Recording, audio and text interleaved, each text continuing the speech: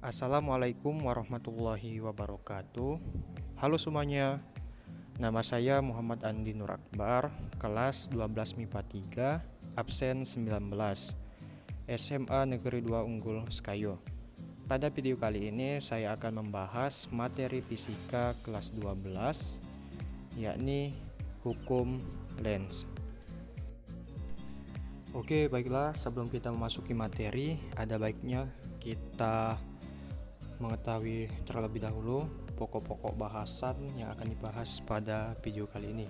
Yang pertama ada bunyi hukum Lenz, yang kedua aplikasi hukum Lenz dalam kehidupan sehari-hari, yang ketiga rumus hukum Lenz, yang keempat contoh soal dan pembahasan dari hukum Lenz tersebut.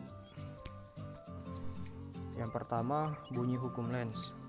Gaya gerak listrik GGL induksi selalu membangkitkan arus yang medan magnetnya berlawanan dengan aspal perubahan flux. Jadi hukum Lenz yakni hukum fisika di mana dalam menentukan arah pada gaya gerak listrik yang ditimbulkan pada rangkaian induksi dengan menggunakan kaidah tangan kanan. Oleh karena itu, arah flux induksi harus selalu berlawanan dengan flux magnetik.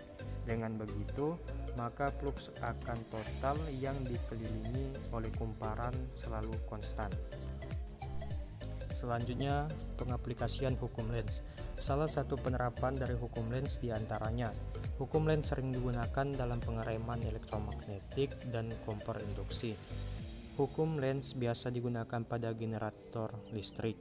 Jika arus induksi pada generator, maka arah arus tersebut akan berlawanan, sehingga menyebabkan rotasi generator berdasarkan hukum Lenz. Hal ini karena generator memerlukan energi mekanik dalam jumlah yang banyak. Yang selanjutnya adalah rumus hukum Lenz.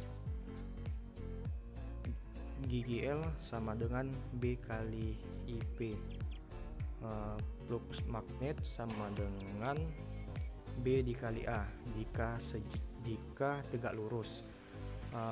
Jika dia tidak tegak lurus, flux sama dengan B A cos theta.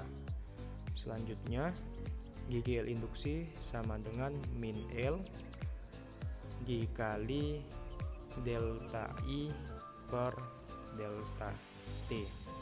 Dan keterangan L sama dengan induksi diri atau H delta I perubahan arus serta delta T perubahan waktu dalam. Kita lanjut ke contoh soal. Contoh soal 1. Sebuah kumparan yang memiliki lilitan 100 dengan waktu 0,01 detik bisa menimbulkan perubahan flux magnet sebesar 10 pangkat min 4 WB. Berapa gaya gerak listrik induksi yang akan timbul pada ujung-ujung kumparan tersebut?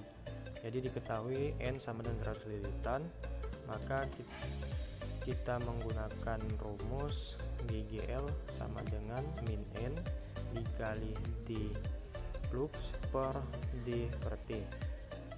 GGL sama dengan minus 100 dikali 10 pangkat min 2.